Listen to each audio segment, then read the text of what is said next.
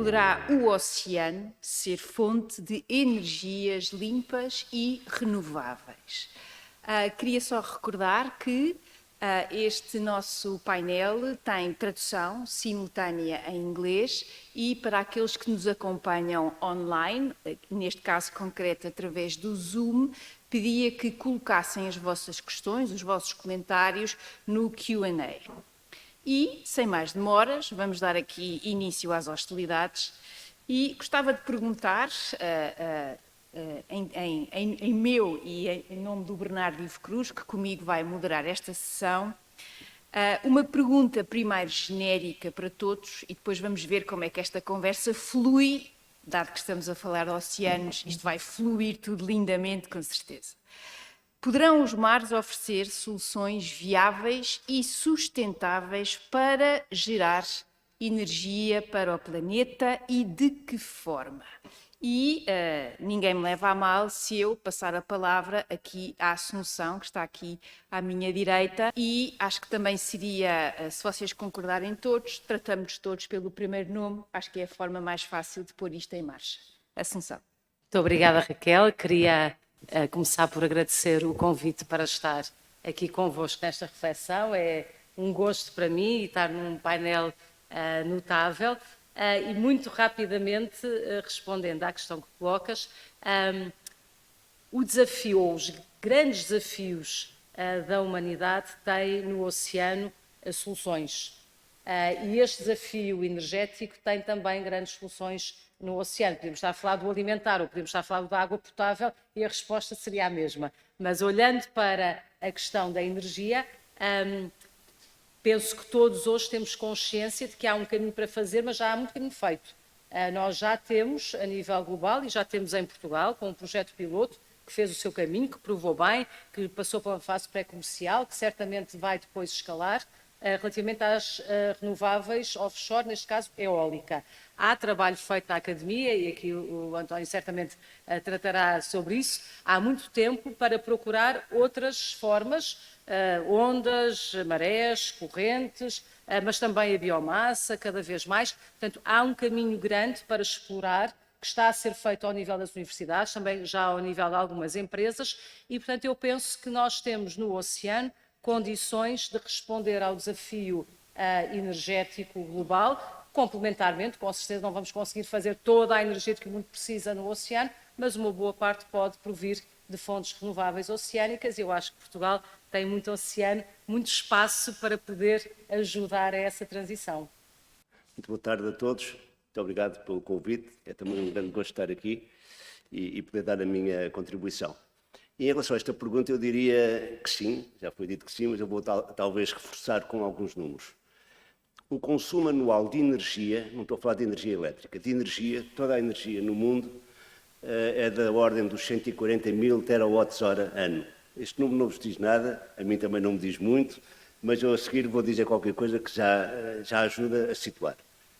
A energia que existe no oceano, e neste número eu não estou a contabilizar a energia das correntes oceânicas, porque não tenho esse número, nem estou a considerar a energia solar que incide sobre os oceanos diretamente, portanto a possibilidade de fornecer energia solar fotovoltaica, mas essa energia, estou a pensar na energia eólica, offshore, energia das ondas, energia das marés, energia do gradiente térmico ou do gradiente salino, atinge quase o dobro deste valor, quase o dobro do consumo anual de energia no mundo. Bom, isso é um grande número, evidente, mas depois quando olhamos para estas formas e vamos pondo as diversas barreiras que se introduzem para o aproveitamento, e as barreiras são de diversos tipos, eu vou-vos dar só algumas. Por exemplo, é difícil explorar um recurso que esteja muito afastado da rede elétrica ou do sítio onde se consome. É difícil explorar recursos que têm uma intensidade muito baixa. Isto é, do ponto de vista tecnológico, a tecnologia só funciona dentro de certas gamas de intensidade. E se estiver muito alto ou muito baixo, não se consegue. Portanto, se formos introduzindo estas várias barreiras, efetivamente nós conseguimos aproveitar cerca de 10% da energia contida no oceano. Mas esse número de 10%, curiosamente, é igual ao valor da energia elétrica que se consome no mundo. Ou seja, com a tecnologia atual, nós estimamos que seria possível, e obviamente que isto é um bocado de futurologia, mas seria possível produzir toda a energia elétrica que se consome no mundo. E, olhando agora para as diversas fontes, aquela que se apresenta como, enfim, a grande fonte para a produção de energia elétrica é a energia eólica. Cerca de 90% deste número, 80% a 90% deste número, é a energia eólica. Depois as outras têm um papel menor, mas eu não queria alongar muito nesta primeira intervenção e, portanto, fica aqui esta indicação. Obrigada. Temos aqui já 2 intervenções e pano para mangas. Passava agora a palavra ao Tiago e depois, não em último lugar, mas também em primeiro, à Eugénia, que também nos vai trazer aqui uma perspectiva até de uma outra geração sobre estes temas, que é muito bom ouvir. Tiago. Neste momento, é claro que na Europa a energia eólica offshore é já um componente do mix de energia europeu e que a Comissão Europeia prevê venha a ser muito relevante pelo ano 2030. Prevê-se mesmo que a eólica offshore possa ser equivalente em gigawatts à eólica onshore que foi desenvolvida na Europa. Isto é muito relevante porque a Europa é o país mais avançado do mundo em energia eólica e, portanto, isso significa que, de alguma maneira, para um continente como a Europa, que é essencialmente o cabo da Ásia, poder tirar partido do território marítimo é muito relevante, porque há outros países, que não, outras massas continentais, que não têm esta possibilidade de ter acesso ao mar de maneira tão grande como a Europa. Por isso é que isso é muito relevante. A Europa tem 3 vezes a linha de costa da África, tendo 3 vezes menos massa continental que a África. E isso é muito importante, porque eu acho que as pessoas, os países como as pessoas, devem apostar naquilo que são as suas vantagens comparativas. E a Europa é efetivamente, ainda hoje, a superpotência marítima, em termos económicos, em termos industriais e também em termos de avanço e vanguardismo nas energias renováveis offshore. Para Portugal isso é extremamente relevante, porque nós estamos com um enorme problema, neste momento, que é deixarmos de contar com as energias fósseis para gerar energia e eletricidade e, ao mesmo tempo, não termos ainda meios alternativos renováveis para gerar essa energia. Isso não são boas notícias para os consumidores de energia neste país e nós já sabemos o que é que estamos a passar também neste momento. E por isso é fundamental que haja uma política nacional para podermos explorar esse território que, por agora, é mais um inerte que um ativo, que é o mar, e conseguirmos organizar os incentivos necessários a que uma boa parte da energia renovável portuguesa seja gerada através da eólica offshore, por causa que a plataforma continental portuguesa é muito profunda, flutuante, do mar português.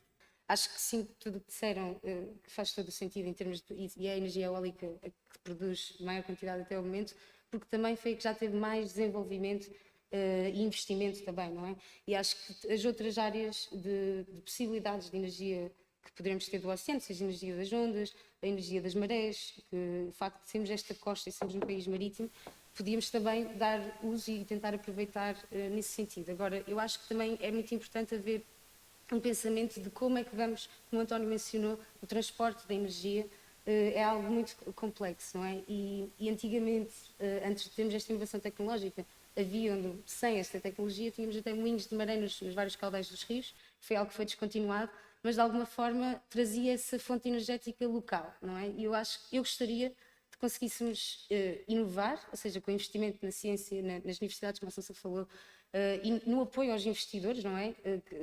A jovens empreendedores também, mas não só, empreendedores e pessoas que tenham talento para este país conseguir capturar essas visões e também pensarmos, se calhar, como é que vamos ter a distribuição energética e conseguir fazer o restabelecimento da necessidade que há de energia a nível local, porque o facto de termos massas de produção e depois termos de transportar em massa para todo o território, isso também às vezes traz impactos, não é, que temos de considerar. Pronto, e acho que algo que é muito importante nós temos a nossa visão é o princípio da precaução, que não só na ciência, também na política, em várias áreas, que é pedir, e era nessa visão que acho que podemos fazer esse percurso, mas com essa perspectiva de, acho que ainda temos muito para investir na inovação e na investigação e que há muitas soluções já em protótipos, não é? em fase de desenvolvimento e para poderem crescer mais e realmente para permitir que o oceano nos dê esse abastecimento energético que nós também necessitamos e tentar substituir as necessidades que temos agora com os combustíveis fósseis, que já percebemos que têm consequências graves e que não é o caminho que nós gostaríamos de fazer, não é? Muito obrigado. Boa tarde a todos. Boa tarde, uma vez mais.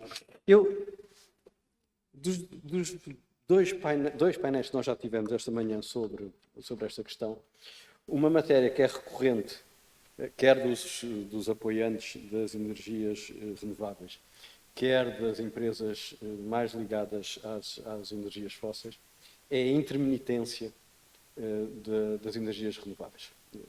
Uns reconhecem como um problema, outros sublinham como um problema da transformação ou da passagem das energias convencionais para as energias renováveis. Quando eu comecei a ouvir-vos falar sobre o potencial dos oceanos em termos energéticos, tive um primeiro pensamento que foi: está aqui a solução, porque as marés vão e vêm, de 6 em 6 horas menos 15 minutos, lá vem o mar, ou lá vai o mar, e os rios. Que não se aplica nas eólicas offshore, como não se aplica nas eólicas onshore.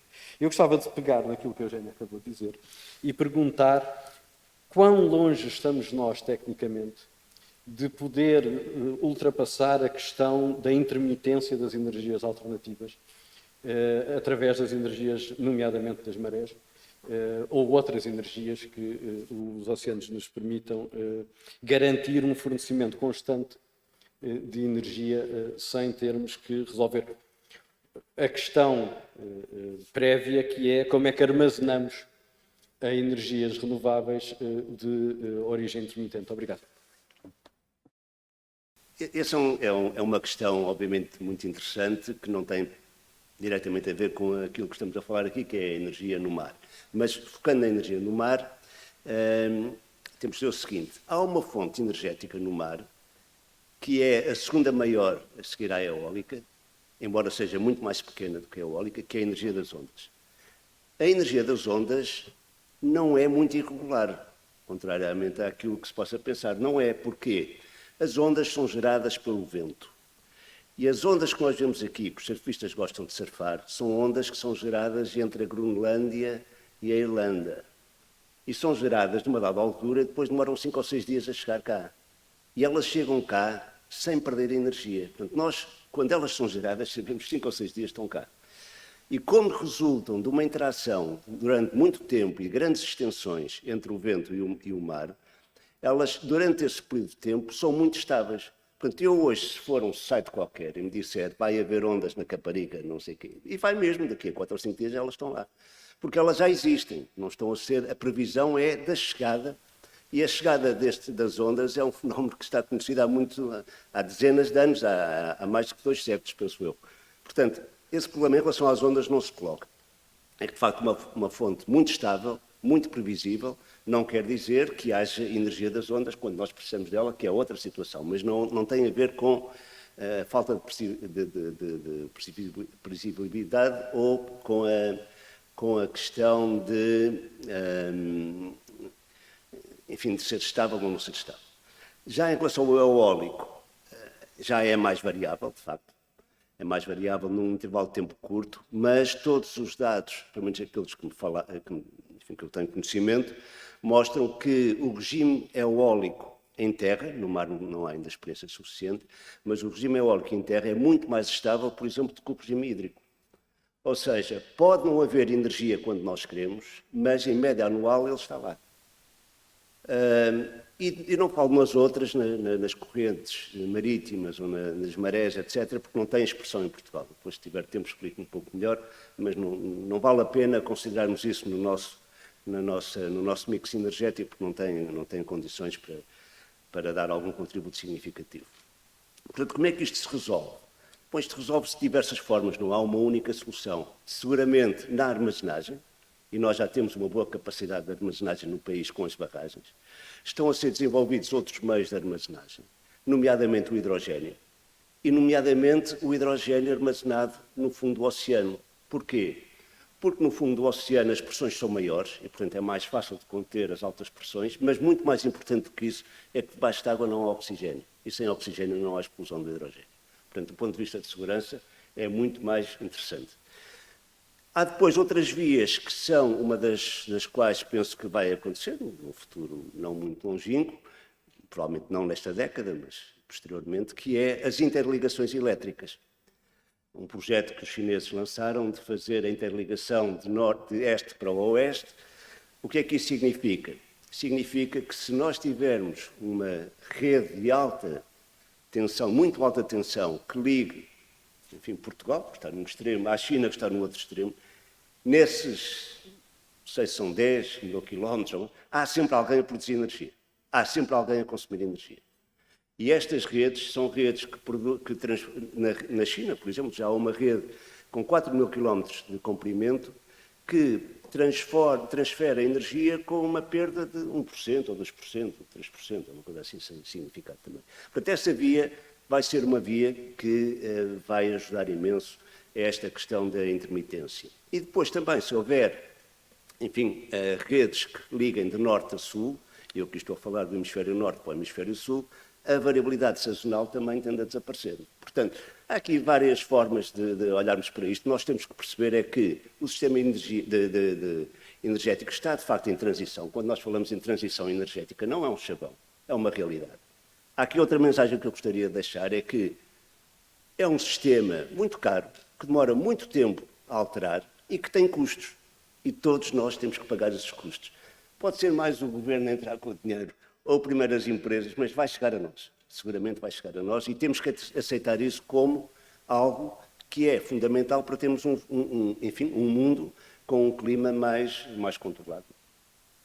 Isto que nós ouvimos, eu acho que é muito importante que se vá interiorizando. Não há um caminho para trás, no sentido em que nós olhamos não apenas para o que existe do ponto de vista tecnológico e aquilo que o António já nos disse que existe, mas se olharmos para a outra parte que a mim me diz mais respeito, que é a parte do direito e a parte da regulação, e se olharmos para as metas que, nomeadamente no espaço europeu, já estão definidas e já agora no espaço português especificamente também, nós temos uma lei do clima nacional, lei de bases da política climática novinha em folha, que inclusivamente até tem um artigo onde obriga a fazer estudos no sentido de eventualmente atingirmos a neutralidade carbónica antes daquilo que é o compromisso europeu, que é 2030. Há vários países europeus que têm metas mais ambiciosas e Portugal, não sendo ainda uma meta vinculativa, o que diz é que é vinculativo fazer estudos no sentido de perceber se é possível atingir a neutralidade carbónica em 2045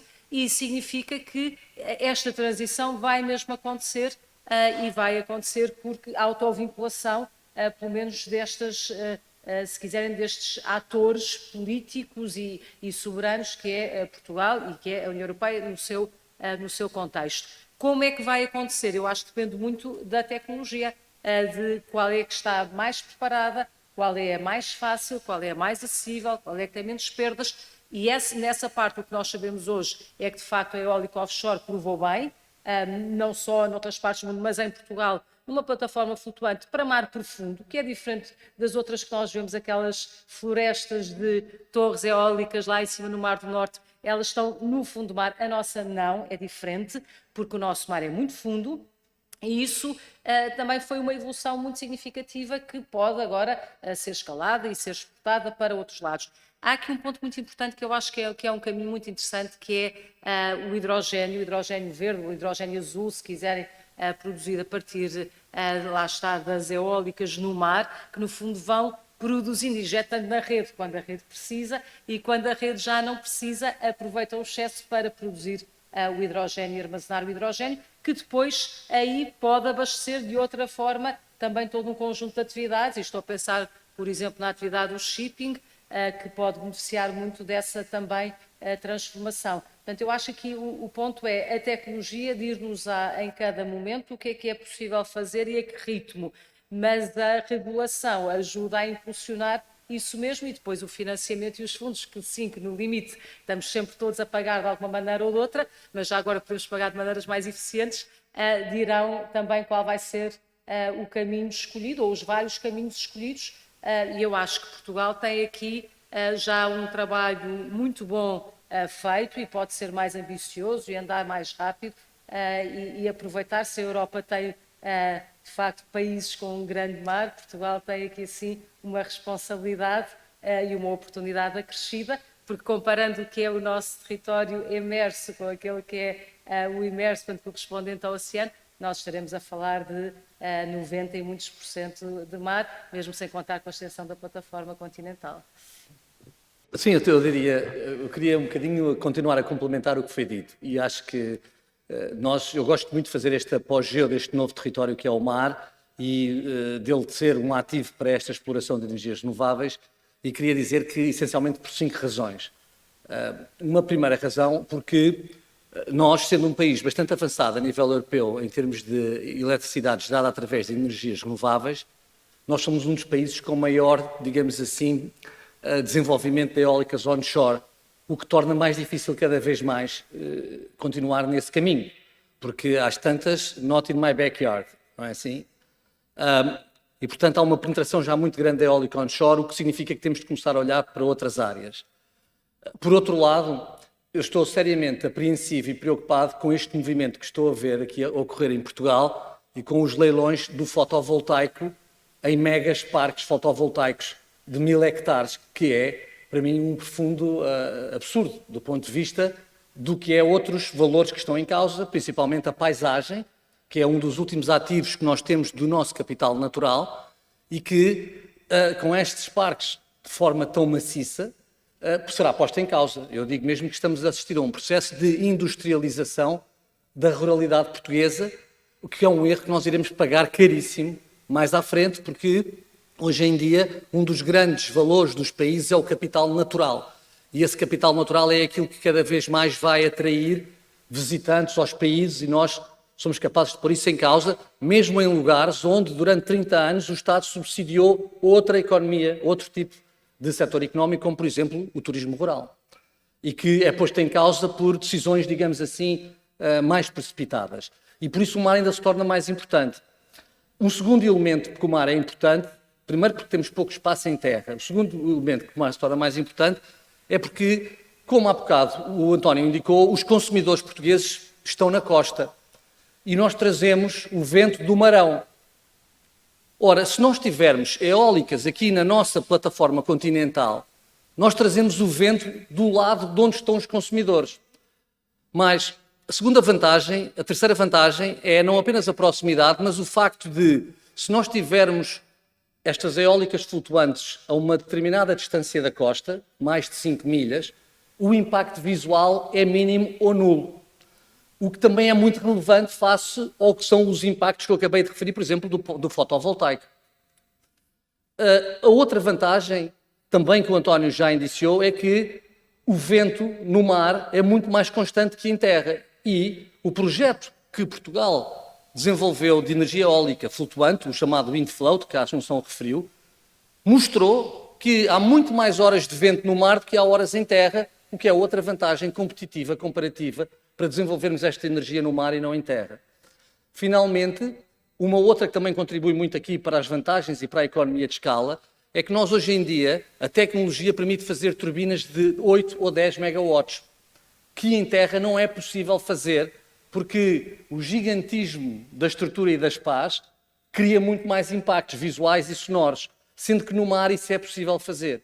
E, portanto, no mar temos mais vento, temos turbinas maiores e mais rentáveis, temos menos impactos visuais e utilizamos esse recurso que está por utilizar, que é o território marítimo, em vez de irmos industrializar a paisagem portuguesa ou contribuir para abater sobreiros e azinheiras para fazer painéis fotovoltaicos.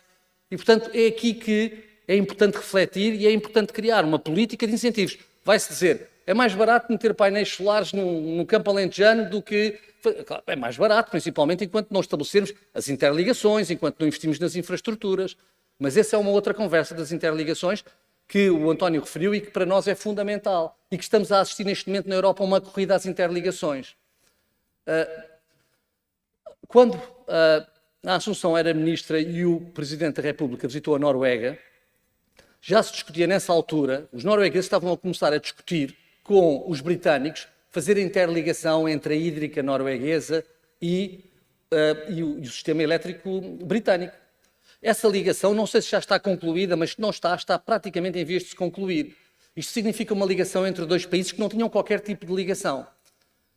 Portugal e Espanha não têm qualquer tipo de ligação a nenhum outro mercado porque estão impedidos de entrar no mercado europeu pelos Pirineus, uma vez que a França tem uma aposta na energia nuclear e que, portanto, não importa 1 kW de energia gerada por fontes sustentáveis da Península Ibérica.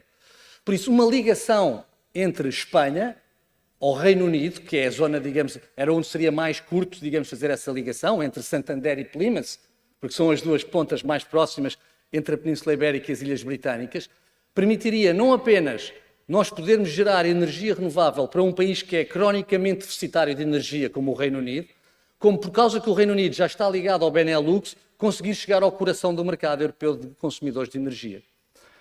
Neste momento, eu fiquei espantado porque a semana passada, em Brest, nesta conferência organizada pelo presidente Macron, o primeiro-ministro da Irlanda já anunciou que está a começar uma ligação com o país de Gales e outra com a França. Portanto, a França é receptiva, pelos vistos, à energia renovável irlandesa. E tudo isto nos deve fazer pensar e deve fazer o país ter uma estratégia para poder escoar a sua energia, porque se tivéssemos estas ligações, então o investimento no espaço marítimo português é óbvio, é claro, faria todo o sentido. Era isto que eu queria transmitir.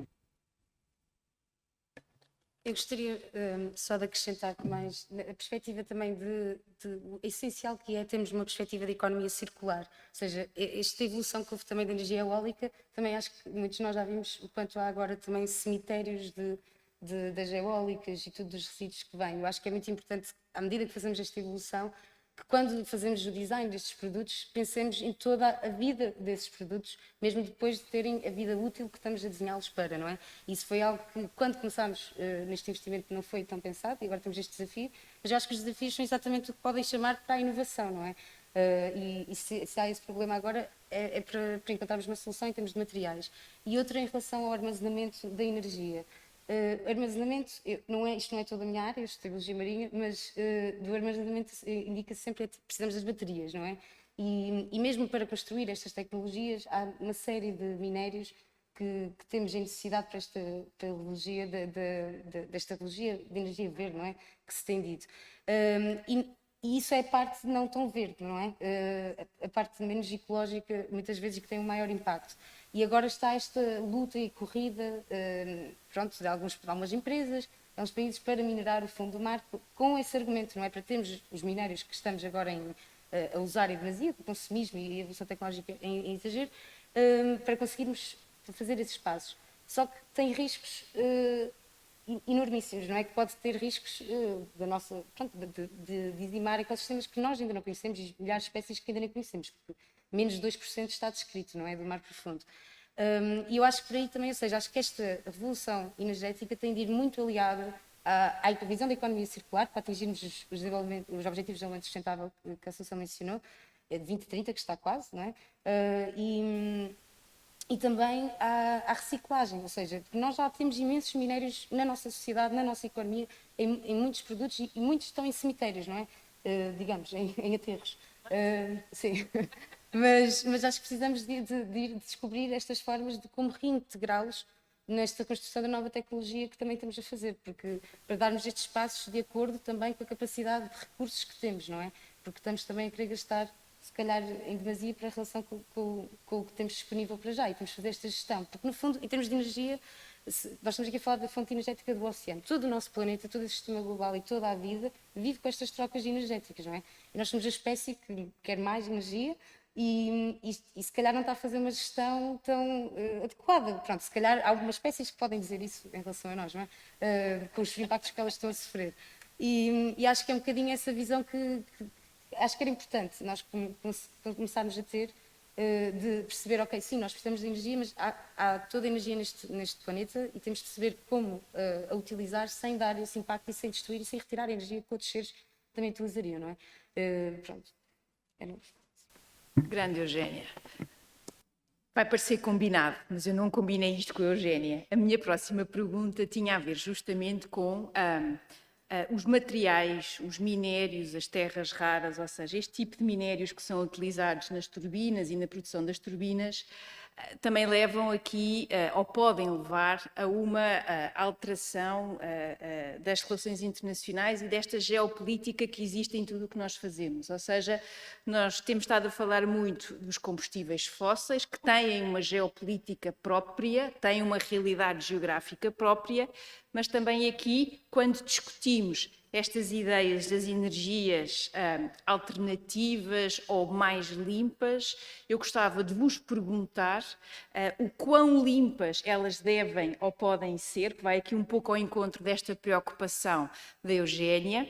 E uma segunda pergunta para lançar aqui de toda a confusão. Temos estado a falar pela positiva, mas também temos que olhar para o oceano, como qualquer área neste globo, infelizmente, como também uma possível área de disputa, ou seja, de discussão, de grande tensão a nível internacional entre vários Estados neste globo. E, portanto, neste contexto e com a procura esta expressão que o António utilizou, maravilhosa, a transição energética não é mesmo um chavão, é mesmo uma transição. Eu gostava de vos ouvir um pouco sobre estas questões que nós, enquanto portugueses, também inseridos num espaço europeu, são importantes num mundo que, do ponto de vista das relações internacionais, está claramente em mudança. Não sei se vamos gostar muito da mudança, mas está claramente em mudança. Se calhar começava só porque me apetecia também de fazer um pequeno comentário, pegar em duas coisas que a Eugénia e o Tiago disseram e que também têm a ver um bocadinho com isto. Para Portugal, e pensando no interesse estratégico para Portugal e naquilo que é o nosso contributo também para esta transição energética, eu não tenho muitas dúvidas em dizer que nós devemos apostar tudo nas nossas renováveis oceânicas e isso é o que nos faz sentido. E, de facto, há esta perplexidade de como é que nós, no espaço europeu, que é tão ambicioso em matéria de descarbonização e em matéria de redução de emissões e onde a energia tem um papel fundamental, nós ainda não conseguimos ter uma conectividade total. Eu acho que esse deve ser o nosso primeiro ponto da agenda europeia e internacional. É garantir que aquilo, como o Tiago dizia bem, que aquilo que nós fazemos aqui passa para lá dos Pirineus, passa por mar, passa por terra, passa como tiver de passar, mas passa para todo o espaço europeu. E é isso que explica e que justifica que também todos os atores europeus tenham interesse em vir ao nosso país e ajudar a fazer esta transformação e investir e terem esse interesse. Portanto, não é para ficarmos fechados no nosso mercado português ou no mercado ibérico, é para conseguirmos chegar mais adiante. A União Europeia tem ferramentas legislativas muito relevantes para impulsionar esta transformação. Uma delas faz parte de um sistema, se quiserem, de uma arquitetura legislativa que está em construção, tem a ver com a taxonomia europeia e tem a ver com depois a maneira como se incentiva determinadas atividades que estão alinhadas com a taxonomia. Ora, a taxonomia europeia é um regulamento, portanto está em vigor em Portugal, não abrange todas as atividades e dificilmente alguma vez abrangerá, mas abrange as mais importantes para estes objetivos ambientais e climáticos. E uma das atividades abrangidas é precisamente a atividade da produção de energia. Aqui há uns tempos, por grande pressão da França, há muito pouco tempo, na taxonomia ficou também incluída a energia nuclear, como uma energia considerada limpa. É verdade que numa perspectiva de transição, numa perspectiva de ir de um ponto ao outro, enquanto nós não conseguimos ter uma energia completamente limpa, de fonte renovável, aceitamos, foi isto que a União Europeia disse, aceitamos durante um certo tempo se possa utilizar esta ponte da energia nuclear, que será melhor do que a fóssil, será melhor do que o gás, mas certamente com outras consequências que as renováveis que estamos a falar não têm, mas a verdade é que ficou lá. E isso pode, de alguma maneira, desajudar um bocadinho àquilo que seria o nosso melhor interesse nacional, que é de mais ligação, de mais interconexão e de chegarmos mais longe. Em todo o caso, a taxonomia europeia explica o que é que se pode fazer, e agora indo ao ponto que tu colocaste, e como é que se pode fazer. como é que nós, na verdade, estamos a cumprir com os objetivos e com os princípios europeus de o chamado do no significant harm, que é não causar um dano significativo a nenhum dos 6 objetivos climáticos e ambientais, ao mesmo tempo que se contribui ativamente e de forma substancial, make a substantial contribution, para pelo menos um deles. São 6 os objetivos, mas a ideia é que eles possam vir a ser alargados. Os objetivos vão desde a mitigação das alterações climáticas, adaptação, economia circular, que a Eugénia trazia aqui para a nossa conversa, proteção dos recursos hídricos e marinhos, que o Tiago também tantas vezes refere. E, portanto, estamos a falar de 6, com tendência para crescerem e com atividades que também têm tendência para serem abrangidas pela taxonomia. A taxonomia não obriga a que todos façam desta maneira, mas traça um caminho, e um caminho que depois é muito relevante para as decisões de investimento, para a qualificação dos portfólios dos investidores, para se perceber, porque vai ser preciso cada vez mais verificar se as atividades económicas estão alinhadas ou não com a taxonomia, para, por exemplo, utilizar fundos europeus, ainda agora neste PRR, que ainda não tinha critérios técnicos aprovados, já se disse que só podiam ser apoiados projetos que, pelo menos, cumprissem os princípios de não causar um dano significativo para os objetivos ambientais. Agora, na malha fina, é preciso verificar todas as componentes e olhar para uma lógica de cadeia de valor. E aí vamos a esses temas, mas eu já falei muito, depois posso acrescentar mais alguma coisa, mas calma agora. Mas na malha fina é preciso considerar tudo. Não é claramente a minha área de especialidade, portanto vou dar uma opinião menos técnica do que tenho dado até agora, portanto com as ressalvas posso estar a dizer alguma coisa que não esteja 100% correto, mas penso que não, vou falar em 2 aspectos. O primeiro tem a ver com o que referiu de saber se é aceitável pelas nações em geral esta expansão da área económica exclusiva que está a ter lugar. E se olharmos para o tamanho da zona, que é a área não coberta pelas zonas económicas exclusivas atualmente, e aquilo que será o cenário se todas as solicitações forem atendidas, verificamos que a zona passa a ser uma área relativamente pequena. E isso, obviamente, vai levantar dificuldades aos países mais maltratados. E há 2 que são grandes e que ficam maltratados, que é a China e a Rússia. Portanto, vai haver, de certeza, contestação, alguns no tempo, não sei quando é que será, ainda não é para já, mas quando, de facto, o mar começar a ser uma fonte de riqueza significativa, esse problema vai surgir. E, portanto, isso o que é que nos diz a nós? Diz-nos que nós temos, de facto, que ocupar o nosso oceano. Temos que começar a ter capacidade de o explorar no sentido sustentável. Temos que ser capazes de ter muito mais capacidade de intervenção do que aquela que temos, muito mais tecnologia, temos que ser capazes de desenvolver negócio à volta do mar, mais uma vez, reforço sempre, estão a entender nos termos de um desenvolvimento sustentável, porque senão outros virão explorar o nosso recurso e nós não vamos ter capacidade de os afastar. Eu, ao dizer isto, não estou a dizer numa lógica de sozinhos vamos explorar o oceano, não é nada disso. Tem que ser com outros, mas nós temos que fazer parte. Nós temos que ser capazes de liderar a exploração do nosso espaço marítimo e não ser arrastados. Isso obriga, enfim, a muito mais do que a vontade que a sociedade portuguesa tem manifestado. Preciso ser capaz de concretizar essa vontade. E aí eu vejo nas energias renováveis marinhas uma primeira forma de dar esse passo. Há outras formas. Atualmente estamos muito a falar também na exploração da aquacultura offshore, é outra forma de o fazer. São tudo meios de nós desenvolvermos não só a tecnologia, não só novos negócios, mas de criar um tecido industrial vocacionado para o oceano. Porque até hoje existe muito pouco. Hoje o que é que nós temos? Temos as pescas, nós sabemos que as pescas, enfim, não têm uma expressão muito grande e as empresas que se dedicam à pesca não são empresas muito capitalizadas, e temos os transportes marítimos, que também é uma situação com alguma semelhança. Portanto, eu vejo nas energias renováveis marinhas uma forma de nós alterarmos um bocadinho o nosso paradigma. Em relação à circularidade, efetivamente é uma tendência que está muito presente. Nós agora refiro-me ao EIDEC, que é a instituição que eu represento, que é o Centro de Excelência Português para as Energias Renováveis Marinhas, vamos submeter na próxima quarta-feira 10 propostas à Comissão Europeia.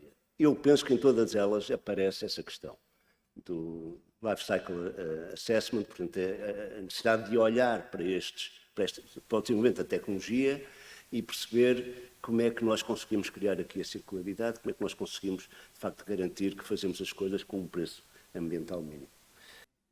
Eu gostava de pegar naquilo que foi dito sobre o mar português e sobre o potencial do mar português e perguntar sobre a gestão do espaço nacional marítimo português. Há uma ideia que eu acho que talvez já não seja completamente justa, mas que ainda será, que há alguma atomização das competências sobre a gestão do espaço marítimo português e como é que nós fazemos essa coordenação, como é que nós podemos fazer essa gestão do espaço marítimo português face àquilo que nós desejamos fazer no mar português. A investigação científica, a exploração dos recursos, a economia circular, etc. Como é que nós conseguimos fazer a gestão desse espaço onde há uma quantidade de competências que estão difundidas ou difusas e onde há dificuldades particulares. O mar português, como já foi dito várias vezes, não é um mar fácil, porque é um mar muito profundo. E, portanto, exige mais ciência, mais investimento, mais conhecimento. Como é que nós fazemos a gestão do espaço marítimo português?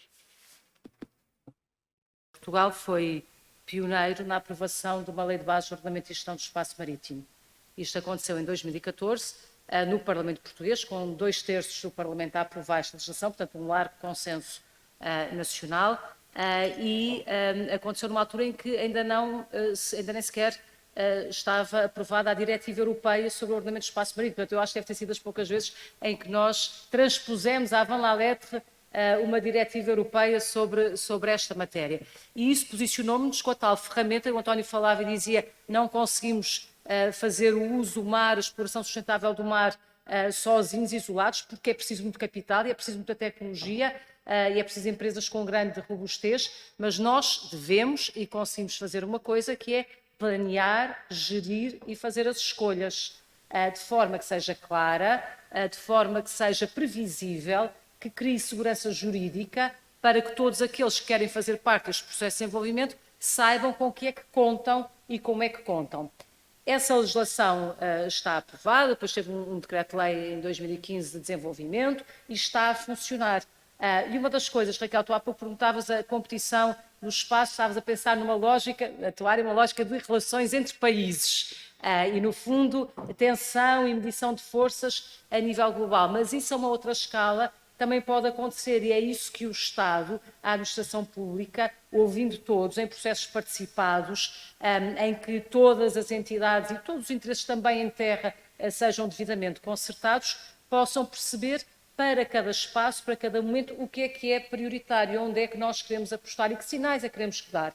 E a lei prevê 2 mecanismos. No fundo, prevê um mecanismo público, em que lá está, o Estado tem a possibilidade de desenvolver áreas específicas e desenvolveu áreas piloto para testes de tecnologia de renováveis oceânicas. Ainda agora saiu um diploma que reorganiza todo o setor elétrico nacional e também tem lá a previsão da criação de mais uma área piloto, aliás, chamada agora ZLT, que é uma zona livre tecnológica para mais teste de mais energias. Portanto, isso é um caminho que é do conhecimento que se tem, do conhecimento técnico e dos interesses dos vários setores, perceber que áreas é que nós vamos pré-preparar, qualificar do ponto de vista ambiental, perceber o que é que se pode fazer, o que é que não se pode fazer, qual é o melhor sítio e, no fundo, são áreas-chave na mão que depois o Estado pode promover para que encontre, lá está, as entidades que querem fazer parte desta transformação e que têm capacidade para o fazer de acordo com as regras legais que o próprio Estado define. Uma outra maneira e a lei prevê isso, que é um mecanismo em que as próprias entidades, os vários setores, desenvolvem e propõem a afetação de determinada área porque lhes é interessante. E isso depois é um processo aberto, completamente transparente, em que todos os outros atores vêm manifestar-se e dizer se também têm interesse naquela área ou não, mas é também uma outra forma. A nossa lei tem a vantagem de permitir os 2 modelos e, portanto, aqui é um bocadinho, compete ao Estado em cada momento ser mais ativo na preparação, no planeamento e depois, naturalmente, na gestão nos mecanismos de gestão, ou aguardar mais o que é que no fundo, o tecido industrial, empresarial, propõe e vem manifestar de interesse. Mas nós temos a vantagem de ter todo esse mecanismo perfeitamente estabilizado. A lei já tem 7 ou 8 anos, portanto está estabilizado, está regulado, está a trabalhar. Podemos nos questionar hoje, reparem que isto é uma legislação feita antes da Agenda 2030 das Nações Unidas, já depois do Rio Mais 20, mas antes da Agenda 2030, é feita antes do Acordo de Paris, é feita antes do Green Deal Europeu. Nós podemos sempre questionar, e acho que o devemos fazer, sobre se aquelas soluções, nomeadamente os critérios para arbitrar os conflitos de uso, se são as melhores soluções. Eu aqui, enfim, puxando a brasa à minha sardinha académica, temos neste momento na faculdade, no nosso Nova Ocean, a preparar um projeto de investigação sobre isso, para ver como é que a lei está a ser aplicada e se, face aos desafios hoje mais conhecidos, reparem, houve dois painéis e 2 estudos de avaliação do estado do ambiente feito pelas Nações Unidas, 2016, 2021, há mais conhecimento, se nós podemos afinar ou pelo menos ter cautelas na aplicação e na interpretação da própria lei para garantir que estamos a caminhar no bom sentido. Mas um dos pontos que já aqui foi várias vezes sinalizado é o ponto, por exemplo, da aquacultura, que pode casar muito bem com as eólicas offshore. E se nós olharmos para a lei, vamos ver que a lei privilegia, quando há competição pelo mesmo espaço, privilegia as atividades que podem ser conjugadas com outras, ou seja, que não obrigam uma exclusividade. Portanto, se nós tivermos uma eólica offshore que tem na sua base uma aquacultura sustentável, multitrófica, integrada, etc. Se, por exemplo, se conjugar com recifes artificiais para criar maternidades e para recuperar ou criar ecossistemas marinhos que nos ajudem, por exemplo, com outras pradarias a sequestrar carbono, de repente nós podemos ter aqui sim uma maneira de acionar várias atividades, de as compatibilizar e de retirar delas os melhores benefícios para a produção de energia, para a alimentação ou para outros usos que provenham das várias formas da aquacultura, para o sequestro de carbono, etc, etc. E isso a nossa lei tem esse mecanismo que favorece precisamente estas concertações e uma participação muito ativa para se conseguir essa concertação.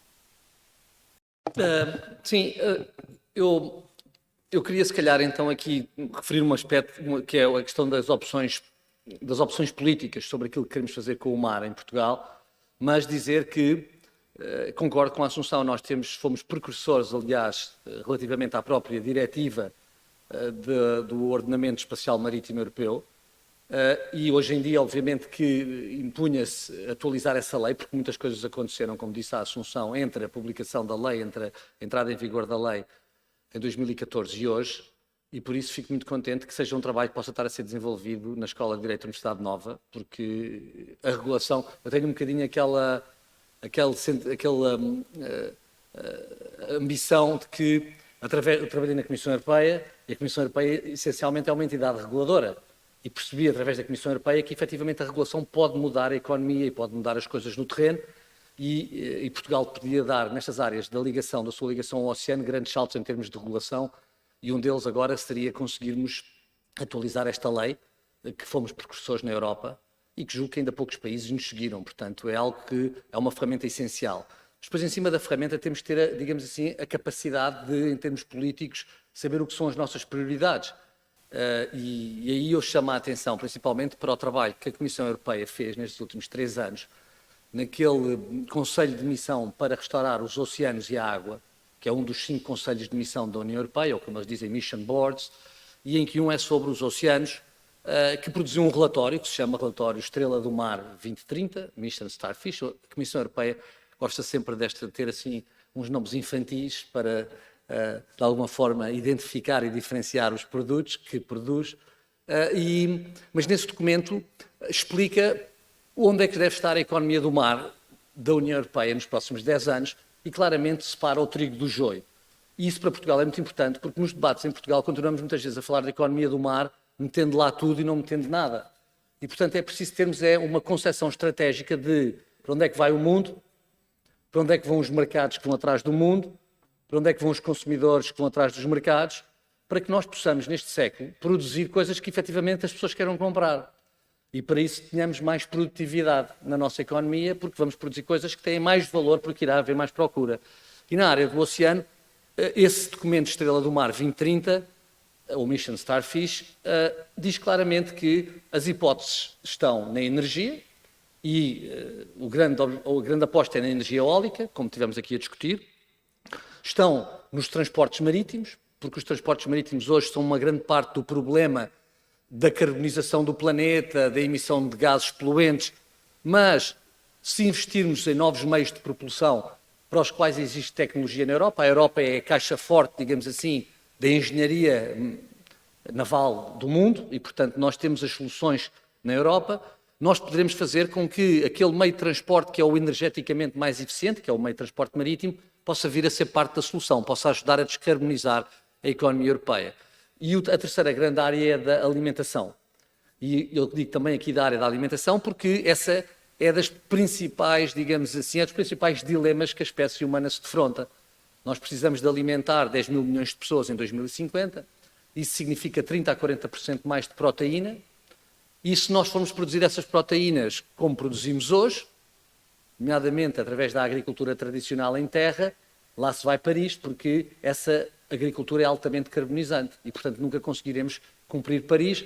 Se não cumprirmos Paris, pomos em causa a nossa espécie, ou pelo menos a continuidade dela no próximo século.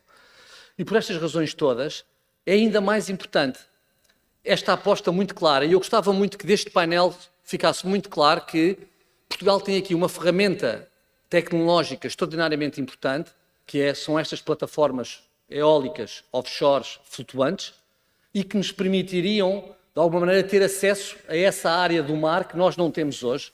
Eu gosto às vezes de comparar o mar português está para nós estamos para o mar português, para a exploração do mar português, um bocadinho como os primeiros europeus quando chegaram à América estavam para o oeste.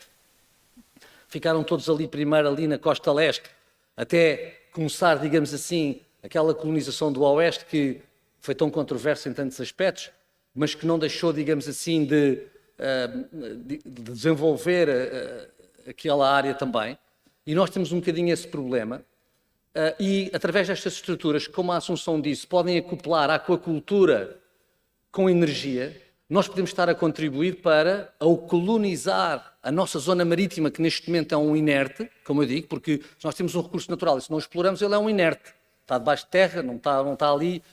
Se nós conseguirmos fazer esta exploração, nós conseguimos não apenas responder ao desafio energético europeu e ter Portugal a contribuir. Vejam, um país que está permanentemente com um déficit da sua balança comercial energética.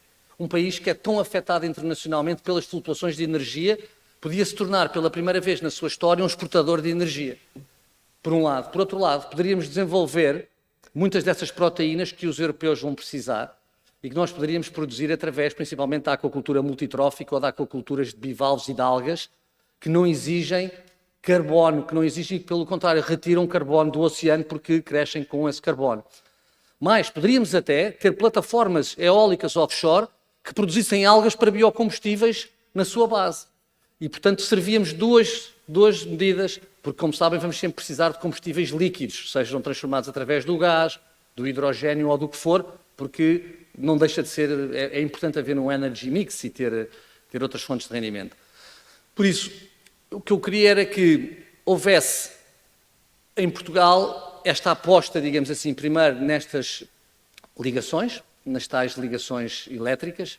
Aliás, o nosso país também conseguiu, por sua iniciativa em 2014, que a União Europeia decidisse que deveríamos ter 15% de interligação elétrica até 2030 e não fizemos nada desde 2014 nesse sentido, nós, Europa. Essa política ficou esquecida e, portanto, eu gostaria imenso que no próximo governo, pegasse novamente nessa política até para a usar como forma de poder trazer leverage, desculpem dizer uma palavra estrangeira, para esta ligação interelétrica que fazia tanto sentido entre Portugal e entre a Península Ibérica e o Reino Unido, porque ela permitiria construir essas estruturas que, por sua vez, vão ser importantes também para outras áreas, como a área da alimentação.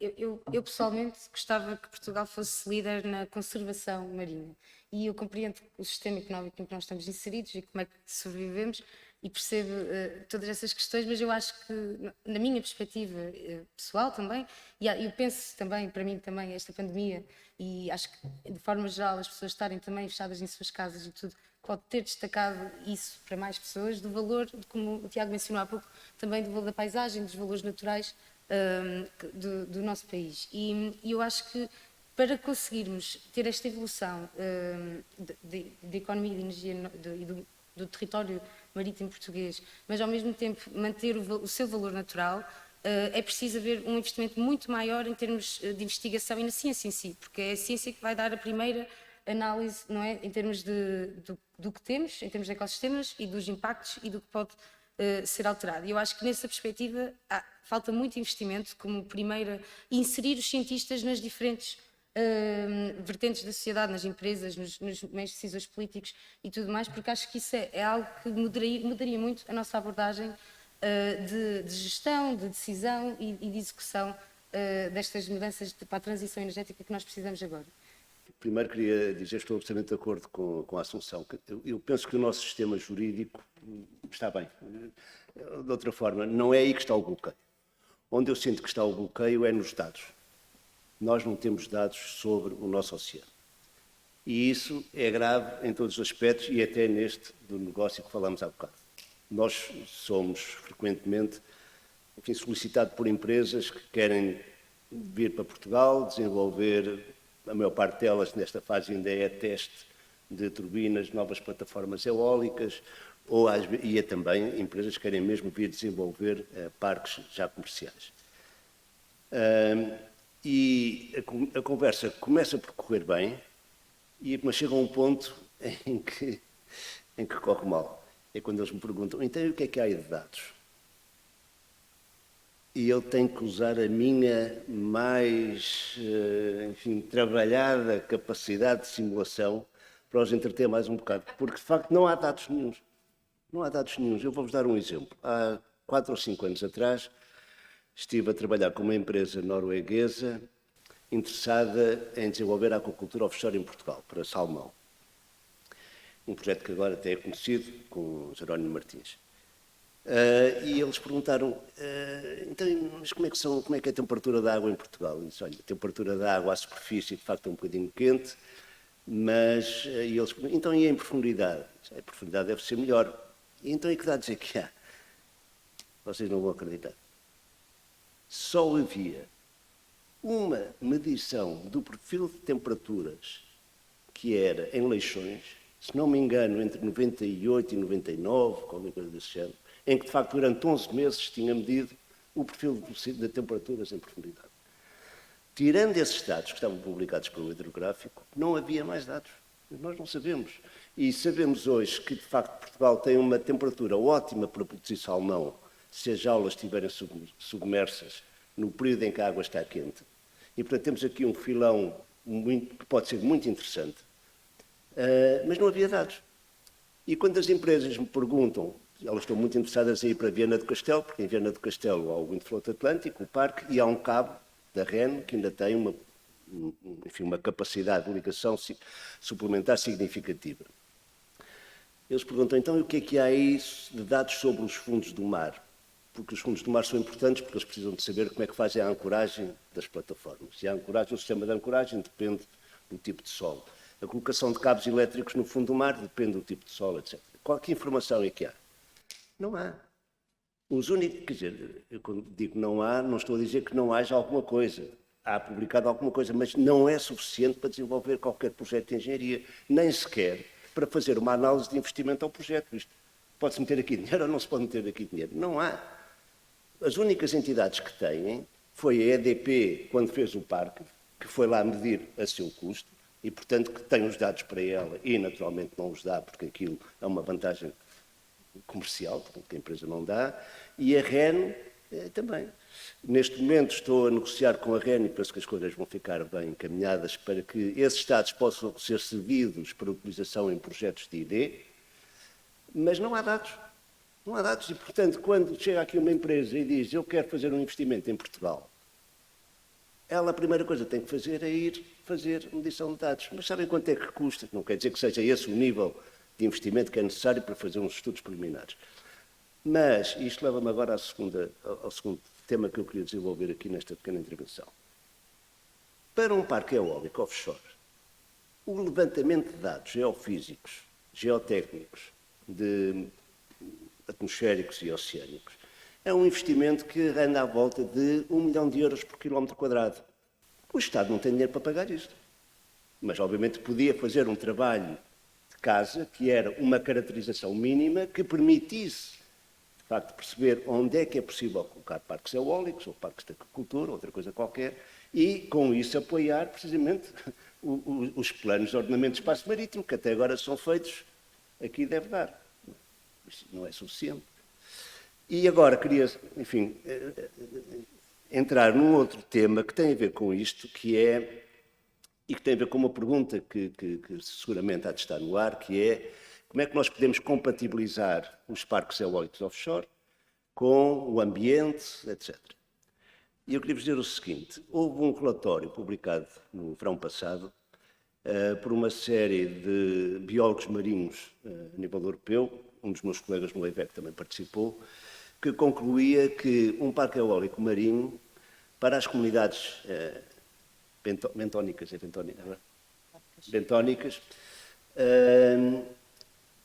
é uma ótima área marinha protegida, porque não há pesca, não há navegação e, portanto, desse ponto de vista dessas comunidades que vivem junto ao solo, é uma ótima forma de proteger esse ecossistema. Por outro lado, já referi a quantidade de dados que são levantados num parque eólico e que não são utilizados. Por outro lado, as plataformas eólicas podem elas próprias serem instaladas com sistemas de monitorização complementares que nos ajudem a perceber qual é que é o clima naquela região, qual é que são os parâmetros da coluna d'água, qualidade de água, biodiversidade em termos de quantidade aliás, biomassa em termos de quantidade e biodiversidade, etc, etc. Portanto, à volta de um parque marinho, nós conseguimos criar um conhecimento muito profundo do que lá está e do que não está lá. Isto é, nós podemos dizer, esta zona do oceano eu conheço tão bem como as minhas mãos.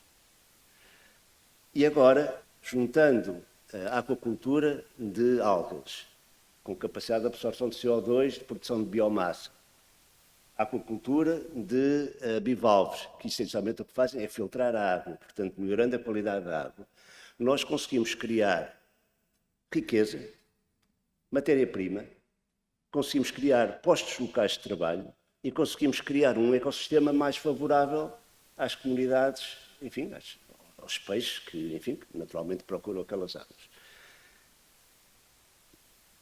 Num certo sentido, eu posso falar num conceito que nós estamos a tentar desenvolver no EIVEC, que é na área marinha beneficiada, porque não se trata apenas de deixar a natureza entregue a si própria e enfim, nós estamos a tomar ações para melhorar aquele espaço. E se eu, em cima disto, construir um gêmeo digital, que é uma coisa que agora se fala muito, que no fundo é uma realidade aumentada, que pode abranger não só a zona do parque, mas uma zona envolvente, eu posso pôr um selo de qualidade naquela área. E posso dizer que todos os produtos produzidos aqui são produzidos num meio que é apropriado, quer dizer, que está em condições de produzir estas espécies. E com isso aumentar o valor dessas espécies. Portanto, isto é uma forma, enfim, que eu penso que o caminho vai ter que passar por aí, de nós olharmos para estas oportunidades e tirar de lá todo o valor que nós podemos poder tirar. Não estou aqui apenas a falar em valor económico, mas estou a falar em valor ambiental e valor social. Foi aqui uma sessão muito, muito rica, com várias perspectivas e, sinceramente, de um ponto de vista pessoal, a mim nunca deixa de me espantar como é que nós, portugueses, que temos uma relação com o mar tão histórica e, ao mesmo tempo, tão esquecida. E se me permitem, esta sensação de até estes detalhes, de não conhecermos bem a riqueza, o fundo, aquilo que nos pertence. Eu aqui gostava de recomendar, esta sensação de tanto que há para fazer, gostava de recomendar um ensaio escrito aqui pelo Tiago Pita e Cunha para a Fundação Francisco Manuel dos Santos, que é um excelente ponto de partida para nos ajudar a pensar o mar português como um todo, e também um livro muito recente do Duarte Bué Alves sobre justamente a economia azul. O que é isso da economia azul e como é que nós portugueses podemos participar? Desculpem lá esta veia académica, mas nunca se perde uma boa oportunidade para recomendar bons livros. E com isto gostava de abrir aqui o nosso tempo de debate e pedia aqui o microfone aqui para a fila da frente, se faz favor. Também temos aqui algumas perguntas que foram feitas no Zoom. Nós no Zoom recebemos várias, não é possível colocá-las todas.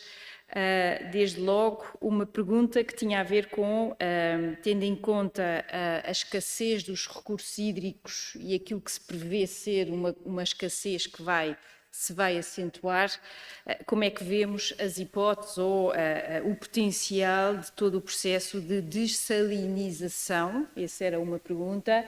E a segunda pergunta tem a ver, com a tal articulação das várias atividades que podem ou não ser feitas, e se, por exemplo, plataformas eólicas offshore e a sua relação mais difícil, por exemplo, com a passagem de cabos subterrâneos, cabos que são fundamentais em matéria da tal conectividade, aliás, de forma espantosa. Se vocês forem ver um mapa do que são os cabos submarinos no mundo, os seus proprietários, até do ponto de vista estratégico, esta é uma área absolutamente crucial e à qual nós não prestamos atenção nenhuma. Esse também é outro aspecto interessante, mas enfim, já tinha a ver mais com as minhas áreas e não com as áreas que aqui temos. Quem quiser responder, por favor. Posso, se calhar, começar por esta resposta. Muito rapidamente, em relação à questão da ligação energética, eu acho que é fundamental, como aliás o Tiago lembrou, foi feito um acordo nesse sentido, para se começar a poder exportar a energia, pelo menos numa determinada dimensão, e eu acho que aqui depende da pressão, vontade política, diplomática de Portugal, que não deve perder uma única oportunidade para pôr a questão em cima da mesa. Nós estamos num espaço comum, onde as pessoas circulam à vontade, onde há circulação de produtos. Ora, a energia é um produto e, portanto, quando nós não temos a possibilidade deste produto circular em todo o espaço europeu, nós temos uma limitação ao mercado interno que aí sim a União Europeia deve ser forte e expedita a tratar, e os vários países, com certeza, dentro de um contexto de um interesse comum, têm interesses próprios, também têm que batalhar por isso. De resto, eu penso que com a saída do Reino Unido da União Europeia, Portugal tem tudo a ganhar em cada vez mais afirmar uma agenda azul de desenvolvimento sustentável do mar, de economia azul no sentido próprio de economia sustentável do oceano, e deve fazer sempre essa pedagogia. Em relação às questões técnicas do hidrogênio, lamento, mas não consigo opinar sobre o assunto. Sobre a questão que colocou em relação aos dados e que o António também referiu. Esse é um aspecto essencial. De resto, nós em Portugal estamos hoje melhor equipados do que já estivemos no passado. Em 2015 foi possível adquirir um navio para investigação oceanográfica, na altura batizado Mar Portugal, depois rebatizado Mário Ruivo. Infelizmente ele esteve parado quase 5 anos, por razões diversas, que não se compreendem, enfim, têm justificações, mas são todas muito difíceis de compreensão, como é que fica parado durante tanto tempo, e é fundamental pormos todos os meios do Instituto Oceanográfico, do IPMA, enfim, de todos os meios possíveis para recolher informação e organizar essa informação. Eu acho que nós hoje estamos um bocadinho melhores. Aliás, nós temos uma outra coisa pioneira, temos uma conta satélite do mar, que neste momento até é um caso de estudo por parte da Comissão Europeia, começou a ser desenvolvida em 2013, produziu os primeiros dados em 2016, recolhe precisamente elementos sobre toda a economia do mar, mas ainda é pouco, e o detalhe, sobretudo quando cruzado com a falta de detalhe das condições físicas e outras do oceano, ainda é pouco, mas é um caminho que tem que ser prosseguido, e eu penso que aí todos os esforços são pequenos. Eu gostava que este navio Mário Ruivo, que tem lugar para 53 investigadores a bordo, que pudesse não parar e estar permanentemente a fazer cruzeiros científicos para recolher todos estes dados, que são importantes para as empresas, mas depois são importantes para os financiadores poderem decidir onde é que podem ou não colocar o seu dinheiro e colocar o seu investimento. Por fim, em relação à última questão, que era? Desalinização. Está neste momento em marcha um trabalho no sentido de haver uma central no Algarve. Aliás, a Estratégia Nacional do Mar prevê que haja pelo menos mais uma. Fala em duplicar as estações de desalinização em Portugal, mas só há uma, portanto, duplicar é passar para duas. O duplicar parece assim uma coisa muito ambiciosa, na verdade é passar para duas, mas eu acho que esse é o caminho que vai ter de acontecer, porque nós tendencialmente teremos um clima subtropical, com escassez de água para vários usos. No mundo há muitas centrais de desalinização, havia problemas ambientais também ligados a estas centrais, mas hoje em dia, mais uma vez, com recursos a renováveis, é possível, apesar de tudo, mitigar esses problemas. Eu acho que é um caminho que se vai acabar por impor. Obrigada. Pedia-vos só que fossem breves nas respostas, pode ser, porque nós temos Muito breve, mesmo muito que breve. terminar às 4. Sim, é só para acrescentar uma dimensão a esta questão da desalinização. É que é uma forma de armazenar energia. Portanto, quando nós falamos em diversas formas de necessidade de armazenar energia, esta é uma forma de o fazer com, enfim, sem custos adicionais, uma vez que a água vai ser necessária. Portanto, é simplesmente uma questão de armazenar a água e era só essa contribuição que eu queria dar. Passo agora aqui ao Tiago e à Eugénia, se faz favor. Eu também só quero partilhar algo curto em relação à última questão da descentralização também, que é só partilhar na Sustainable Ocean Alliance, que é esta organização para a qual eu trabalho, há um programa que é o Ocean Solutions Accelerator, que acelera estas soluções de inovação. Em Portugal temos o Blue Bio Alliance focado nos recursos marinhos, este é focado em diferentes soluções, e uma das startups que passou é dos Países Baixos, que se chama Desalinator, e tem uma solução exatamente disso, da descentralização da água, e é com o público-alvo de países que estejam em seca hídrica, não é? Como nós também estamos agora. Por isso, eu acho que, em primeiro lugar, era ótimo nós conseguirmos recuperar os nossos recursos hídricos, não é? E tentarmos focar em resolver este problema que já temos. Claro que é bom mantermos estas soluções alternativas em visão e em desenvolvimento, mas acho que podemos fazer as duas coisas aliadas, não é? Em conjunto. Então, eu vou também diretamente à desalinização, um pouco para dizer que este é um daqueles temas. Nós estamos a falar há muitos anos e sabemos que vamos ter uma redução de precipitação a sul do Tejo que vai entre 30% e 39%. Há um relatório da APA que saiu agora, há uma semana, para aí há 15 dias, que diz mesmo que os números são mais próximos de 39%. Isto significa uma alteração total nas condições de podermos fazer agricultura a sul do Tejo. Portanto, o que está aqui em causa é verdadeiramente, digamos assim, que país vamos ter, que vamos querer ser, porque vamos ter um clima igual ao do Norte da África até 2050, a sul do Tejo. E por isso, obviamente, a desalinização para mim parece-me, neste momento, a única via que tecnologicamente está acessível. Se a água não chega através das nuvens, e a água é sempre a mesma, a água no planeta é sempre a mesma, pode não cair tanto em Portugal, mas se a água não chega através das nuvens, tem de chegar através dos canos. E, portanto, da mesma maneira que nós tivemos de ir buscar o gás natural nos anos 90, com uma ligação tão distante como a Argélia, e com uma tecnologia muito mais sofisticada para transportar gás, como é que não vamos poder transportar água desalinizada da nossa costa e do nosso imenso oceano para todas as regiões do país? E, portanto, num futuro longínquo, eu imagino que uma pessoa esteja em Évora a tomar duche com água desalinizada do oceano. Porque, efetivamente, não estou a imaginar que se possa ir buscar aos lençóis freáticos de Évora a água para tomar duche. Lençóis de chuva que choveu há 40 anos atrás, que foi depurada pela natureza durante anos a fio, e que tem um valor incalculável.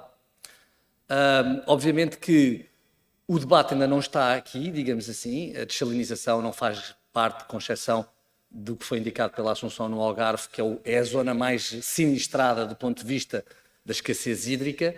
O debate da desalinização não está ainda verdadeiramente em cima da mesa em Portugal, e eu acho que era urgentíssimo entrarmos nesse debate. Ele tem implicações ambientais, tem, é altamente consumidor de energia, e há uma questão de o que fazer com o sal, obviamente, que esse processo origina e que, se for injetado diretamente no oceano, cria enormes problemas à biodiversidade, como é evidente.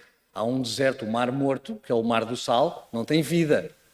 E, portanto, era preciso pensar-se em como é que o sal pode ser utilizado de outras maneiras e não injetado na água como é em Almaria e nas, digamos, desalinizações de geração mais antiga. O Bernardo e eu Gostámos imenso de estar aqui, foi um privilégio e só podemos agradecer ao Tiago, à Eugénia, à Assunção e ao António por esta discussão riquíssima que, como podemos ver, nos deixa com imensas questões e eu, que vivo no Alentejo, saio daqui ainda mais deprimida hoje, mas também pode ser isso um drive para me obrigar a pensar melhor sobre como é que posso contribuir para esta tarefa imensa que é Portugal e o oceano e esta relação tão importante e tão complexa. Obrigada a todos os que estiveram online, obrigada aos que estão na sala e só recordar que voltamos às 4h30 para debater neste nosso último painel do dia: poderão as energias renováveis e limpas substituir a queima dos hidrocarbonetos? E, portanto, obrigada e até daqui a pouco.